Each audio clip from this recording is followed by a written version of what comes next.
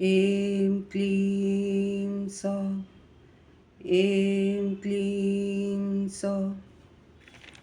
दर्शकों नमस्कार। Hope all is good. दर्शकों आज बात कर लेते हैं नवरात्रि गुप्त नवरात्रि के तीसरे दिन की महाविद्या के बारे में।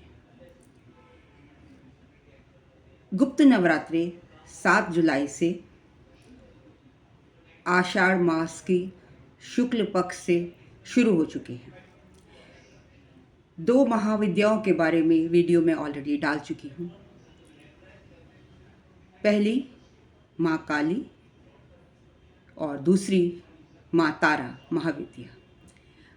आज की तीसरी महाविद्या का नाम है त्रिपुरा सुंदरी। तो आज तृतीया का दिन है, शुक्ल पक्ष। इस बार तृतीया 2 दिन मतलब 9 तारीख 6:09 पर सवेरे तृतीया का समापन होगा। मतलब 2 तृतीया है। इस वजह से 9 नहीं 10 गुप्त नवरात्रे होंगे। माँ श्री बाला त्रिपुरा सुंदरी माँ भगवती का बाला स्वरूप है। त्रिपुरा सुंदरी एक हिंदू धर्म की देवी हैं और ये माँ भगवती का बाल स्वरूप है। ये बहुत ही सुंदर, तीनों लोकों में आकाश, पाताल और पृथ्वी, तीनों लोकों में इनकी सुंदरता का वर्णन है। मतलब ये सबसे सुंदर ईश्वर की कृति है। त्रिपुर सुंदरी महाविद्या, इसी वजह से इनका नाम त्रिपुर सुंदरी पड़ा। इनके भैरव पंचवक्त्र शिव हैं। मतलब जहाँ पर त्रिपुर सुंदरी का मंदिर होगा वहाँ पर भैरव के रूप में महादेव स्थापित है। तो जहाँ जहाँ माँ वहाँ वहाँ भोले शंकर। महाविद्या के 2 कुल हैं, एक काली कुल और एक श्री कुल। त्रिपुर सुंदरी महाविद्या श्री कुल को बिलोंग करती है। इन्हें षोडशी महाविद्या, ललिता, कामाक्षी, राजेश्वरी इत्यादि नाम से भी पुकारा जाता है। षोडशी क्यों? क्योंकि ये 16 कलाओं में निपुण है, 16 कलाओं से सुसज्जित हैं। तभी तो इनका आभा मंडल, इनका तेज दूर दूर तक फैला हुआ है। ये संसार की, दुनिया की हर क्षेत्र में सफलता दिलाने वाली माँ है। ये बहुत ही सुंदर, बहुत ही दयालु, बहुत ही काइंड माँ है। धर्म का क्षेत्र हो, अर्थ का क्षेत्र हो, कर्म का क्षेत्र हो या मोक्ष का क्षेत्र हो, मतलब ये सभी क्षेत्रों में सफलता दिलाने वाली माँ है और बहुत दयालु है।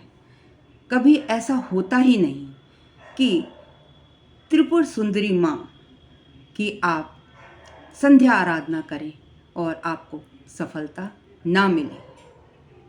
तो जीवन में इन 10 महाविद्याओं में से एक महाविद्या का आप प्रतिदिन पाठ जरूर करें। अगर आपको अपने जीवन में सफलता पानी है तो जब गुप्त नवरात्रे समाप्त हो जाएंगे तो आप कोई सी भी एक महाविद्या को ज़रूर अपनाएं।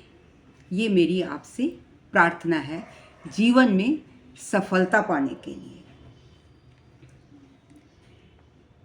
ऐसा कहा जाता है कि ये माता तंत्र मंत्र साधना से जुड़ी हुई हैं, तांत्रिक देवी हैं। मतलब हिडन पावर्स, इनके पास छुपी हुई रहस्यमयी शक्तियां हैं।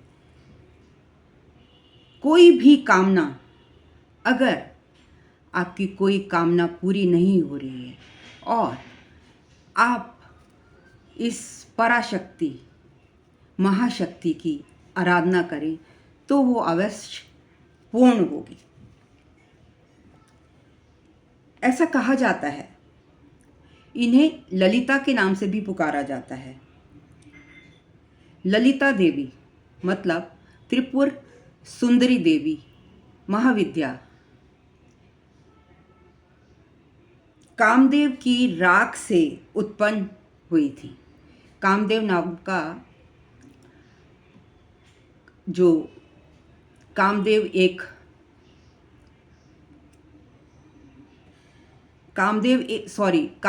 एक देवता हैं। उनके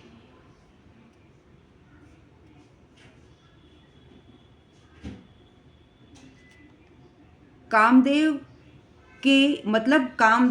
ऐसे देवता हैं जो हमारे काम से जुड़े हुए हैं, हमारी कामनाओं से जुड़े हुए हैं, जिनका वर्णन मैं आगे करने जा रही हूँ।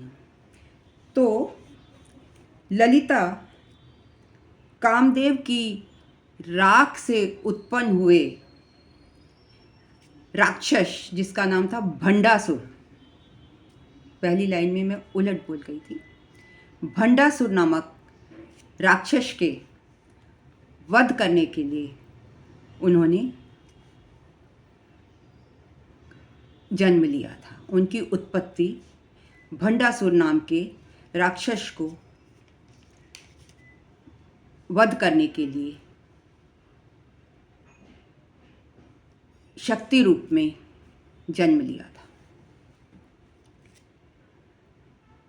अब दो तरह की माँ काली दो तरह की होती हैं, एक कृष्ण काली और एक रक्तवाणी। त्रिपुर सुंदरी माँ काली का रक्तवाणी स्वरूप है। त्रिपुर सुंदरी का मंदिर राजस्थान में उमराई के छोटे से गांव में माताबाड़ी नामक स्थान पर प्रतिष्ठित है। कहा जाता है कि इस मंदिर के आसपास 3 दुर्ग हैं। दुर्ग मतलब किले। उनका नाम है शक्तिपुरी, शिवपुरी और विष्णुपुरी। इन 3 पुरियों के स्थित होने के कारण, क्योंकि इन के मंदिर के आसपास ये 3 पुरियां स्थित हैं और इन 3 पुरियों के स्थित होने के कारण इनका नाम त्रिपुर सुंदरी पड़ा। कहा जाता है कि मालव नरेश जगदेश पवार ने तो माँ के चरणों में, वो इतने बड़े भक्त थे कि उन्होंने माँ के चरणों में अपना शीश काट कर रख दिया था। और देखिए माँ कितनी दयालु है। मैंने कहा ना, ये माँ बहुत दयालु है। जब भक्त मालव नरेश जगदेश भक्त ने अपना सिर काट कर इनके चरणों में अर्पित कर दिया तो माँ ने क्या किया? माँ ने उनको पुनर्जीवित कर दिया। ब्रह्मांड पुराण के अनुसार इन्हें आदिशक्ति, पराशक्ति भी कहा गया है। इनका धाम मणिद्वीप श्रीनगर में है। अब इनके स्वरूप का वर्णन कर लेते हैं। ये बहुत ही सुंदर, सुसज्जित, 16 गुण संपन्न, गहनों से सजी, सुंदर वस्त्रों से सजी, हाथ में पाशा, दूसरे हाथ में हाथी का अंकुश, तीर और गन्ना और धनुष लिए हुए दिखाई देती है। ये तीनों लोकों में अति सुंदर, मतलब सबसे सुंदर हैं। इनकी महिमा अपरंपार है। तीनों लोकों में कोई भी देवी देवता, कोई भी महाविद्या इनकी महिमा से परे है। ये महाशक्ति हैं, ये अपराशक्ति हैं, ये मंत्र शक्ति हैं, ये सिद्धि शक्ति और त्रिपुर महाविद्या को श्री ब्रह्मा, विष्णु,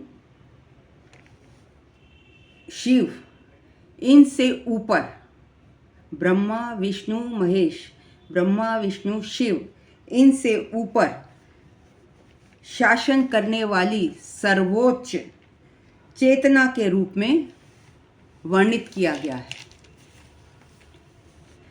अब त्रिपुर सुंदरी के कई स्थानों पर मंदिर हैं, मतलब भिन्न भिन्न नाम से हैं, भिन्न भिन्न स्थानों पर हैं, पर वो माँ त्रिपुर सुंदरी महाविद्या को समर्पित है। जैसे कि कामाक्षी मंदिर जो तमिलनाडु में चेन्नई में है, वो माँ त्रिपुर सुंदरी को समर्पित है।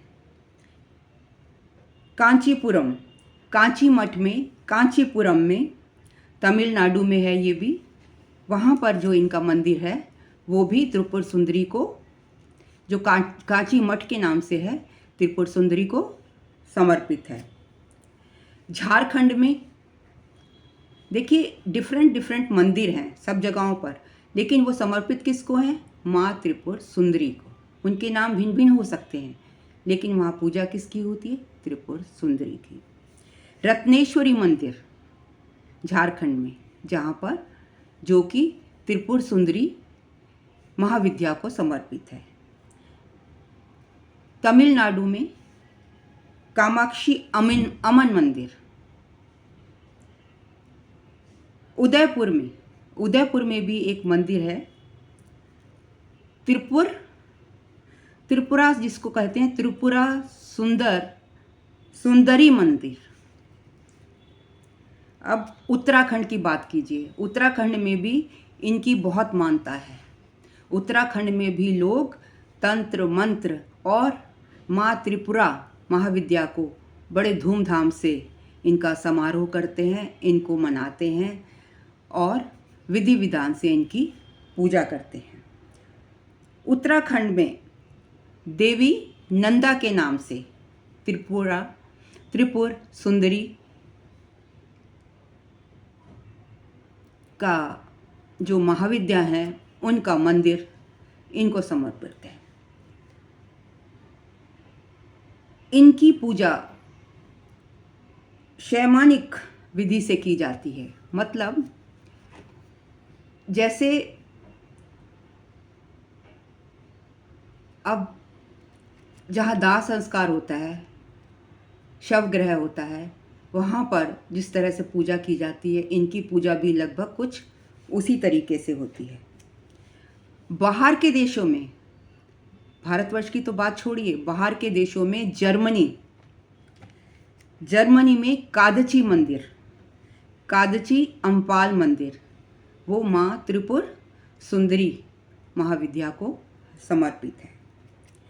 ये सौम्य कोटि की माता है, मतलब जैसे माँ काली का भयंकर रूप है। लोग उनके विकराल रूप को देखकर कांप उठते हैं, डर जाते हैं।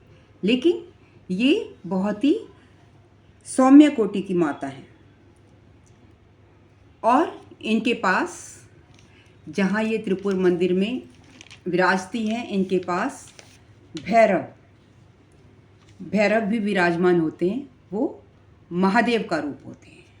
इसीलिए कहते हैं कि जब भी हम माँ की यात्रा पर जाते हैं तो भैरव के दर्शन किए बिना हमारी यात्रा पूरी नहीं होती। उसका यही रीज़न है कि माँ के साथ हमेशा भैरव महादेव के रूप में विराजित होते हैं, जिनको हम त्रिपुरेश के नाम से भी पुकारते हैं।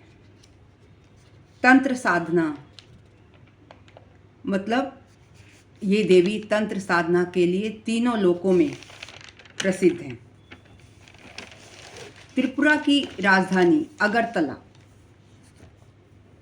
में भी इनका मंदिर है।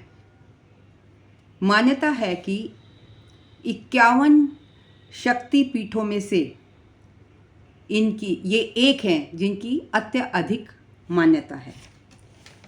यहाँ पर देवी का सीधा पैर गिरा था। इन्हीं के नाम से त्रिपुरा स्टेट का नाम, त्रिपुरा राज्य का नाम पड़ा था। पूजा के दौरान फल, फूल, माला, दाल, चावल, मिठाई सब कुछ अर्पण करने के बाद बकरे की भी बलि चढ़ाई जाती है। मंदिर में देवी को साड़ी, लहंगा, चुन्नी, सोने के गहने, मिठाई के भोग लगाए जाते हैं, दाल चावल, और उसके बाद बकरे की बलि दी जाती है। यहाँ जो भी मन्नत मानी जाती है वो पूरी अवश्य होती है। तो आप भी, अगर आपकी कोई मन्नत है तो ज़रूर मांगिए माँ से। अब जान लेते हैं कि त्रिपुर सुंदरी की उत्पत्ति कैसे हुई। एक बार की बात है कि राजा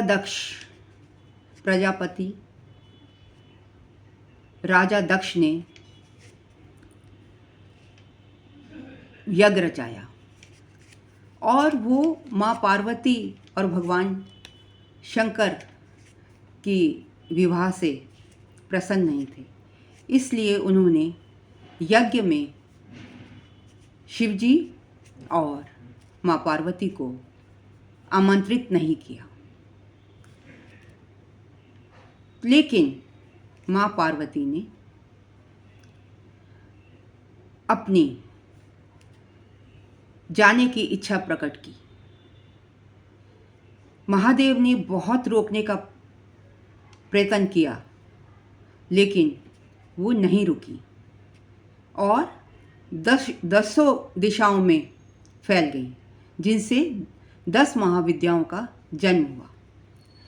महादेव की मर्जी के विरुद्ध वो यज्ञ में पहुंच गई और वहाँ पर अपने पति के लिए सिंहासन ना देख और उनकी आलोचना सुन बहुत परेशान हुई, क्रोधित हो गई और क्रोध में वो अपने पति के अपमान को देखकर इतनी क्रोधित हुई कि वो यज्ञ में कूदकर उन्होंने अपनी जान दे दी। वो भस्म हो गई।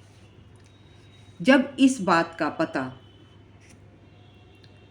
भोलेनाथ को लगा तो उन्होंने वीरभद्र को भेजा, जिसने जाकर प्रजापति दक्ष की गर्दन काट दी और यज्ञ में विघ्न पड़ गया। अब भोलेनाथ इतने विचलित हो गए, माँ से उनको इतना लगाव था, सती से उनको इतना लगाव था वो सती को लेकर ब्रह्मांड में, सारे ब्रह्मांड में घूमने लगे। उन्होंने अपनी गोद में सती को उठाया और पूरे ब्रह्मांड में घूमने लगे।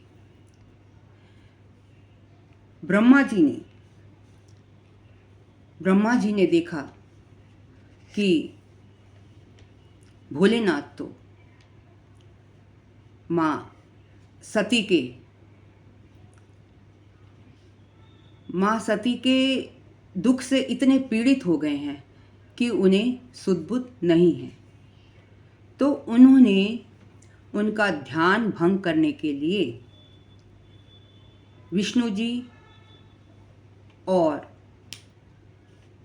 ब्रह्मा जी ने उनके अनुरोध पर 51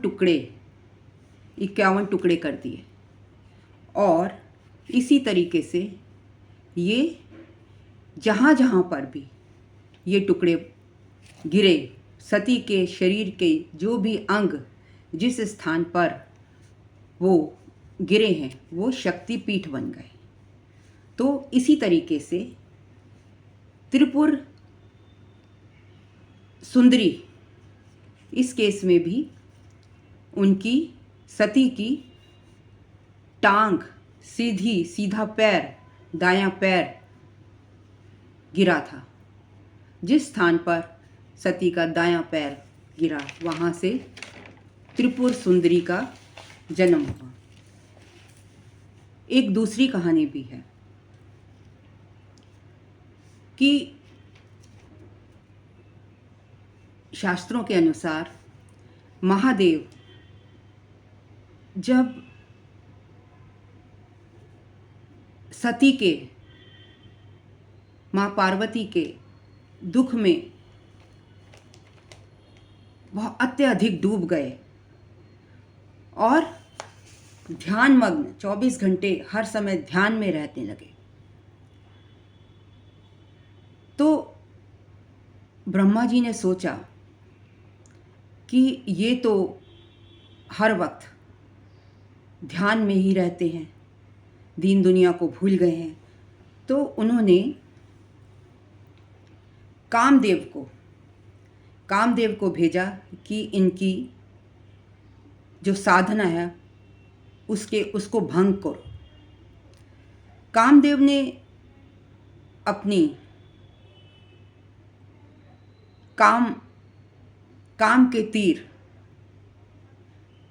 वासना के तीर भोलेनाथ पर छोड़ने शुरू कर दिए। भोलेनाथ को ज्यों ही चारों तरफ से काम के तीर पड़ने लगे, वो क्रोधित हो गए। उनके क्रोधित होने से उनके नेत्र से ज्वाला निकलने लगी, जिससे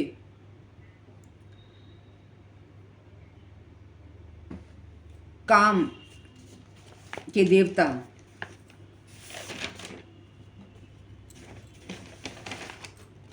भस्म हो गए और राख बन गए। उस राख से भंडासुर नामक एक राक्षस का जन्म हुआ। वो राक्षस शिव भक्त था। उसने शिव जी से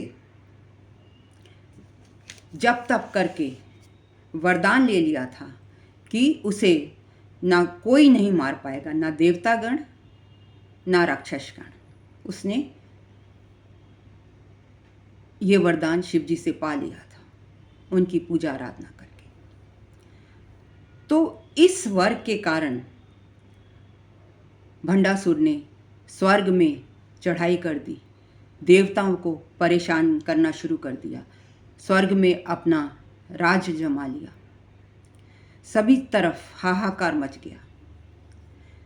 देवता लोग भोलेनाथ के पास पहुंचे कि हे देव, देवों के देव महादेव, हमारी रक्षा कीजिए। तो भोलेनाथ ने सभी देवताओं के साथ मिलकर माँ ललिता, जो कि त्रिपुर सुंदरी का महाविद्या का एक नाम है, पराम्बा महाललिता, उनकी पूजा आराधना करी और पूजा आराधना करके वो माँ प्रसन्न हो गई। और माँ के प्रसन्न होने पर माँ ने क्रोध में आकर शिवजी ने कहा कि सिर्फ राक्षस और देवता इनको नहीं मार सकते, सिर्फ शक्ति, पराशक्ति ही इनका वध कर सकती है। इस वजह से उन्होंने, सभी देवताओं ने मिलकर देवी पराशक्ति की पूजा की। ललिता पराम्बा, उन्होंने भंडासुर का वध किया। तो ये थी मेरी कहानी, ये था मेरा विश्लेषण अबाउट त्रिपुर सुंदरी, जो कि तंत्र मंत्र साधना से जुड़ी हुई एक बहुत ही पावन आत्मा हैं, जो अपने भक्तों को मन चाहे वरदान देती हैं, ब्लेसिंग्स देती हैं। तो अगर आपको मेरा वीडियो पसंद आया हो तो काइंडली लाइक, कमेंट, शेयर। और इन केस कोई त्रुटि रह गई हो, मैं जानती हूँ कि कुछ जगह मैं ठीक से नहीं बोल पाई, बट स्टोरी यही है, तो क्षमा करें। बिकॉज माँ की कृपा के बिना तो मेरी वाणी एक शब्द भी नहीं कह पाएगी। तो ये था मेरा ज्ञान अबाउट माँ त्रिपुर सुंदरी। और हाँ, इनकी पूजा आराधना प्रायः विशेष रूप से गुप्त रखी जाती है और रात के समय ही होती है। बट जो लोग मन से, शुद्ध मन से माँ की आराधना करते हैं, उनको ये अपना एहसास किसी ना किसी रूप में, स्वप्न में या किसी भी रूप में माँ आपको ज़रूर देती है। देखिए, मैंने पहली बार ये माँ गुप्त विद्याओं के बारे में जाना, बट आज तीसरा नवरात्र है। माँ, तीनों ही माँ, मैं उनकी बहुत शुक्रगुजार हूँ। किसी ना किसी फॉर्म में दस्तक ज़रूर देती हैं। और मैं आपको भी विश्वास दिलाती हूँ कि अगर आप लोग विश्वास के साथ माँ की आराधना करेंगे, माँ को याद करेंगे, अगर आप पूजा भी नहीं करेंगे, सिर्फ मंत्र जाप कर लेंगे या सिद्ध कुछ भी ना करें तो सिद्ध कुंजिका स्त्रोत मंत्र का ही जाप कर लें, तो भी आपको बहुत बहुत बहुत सफलता और सिद्धि मिल सकती है। नमस्कार। Thank you very much for listening me so patiently.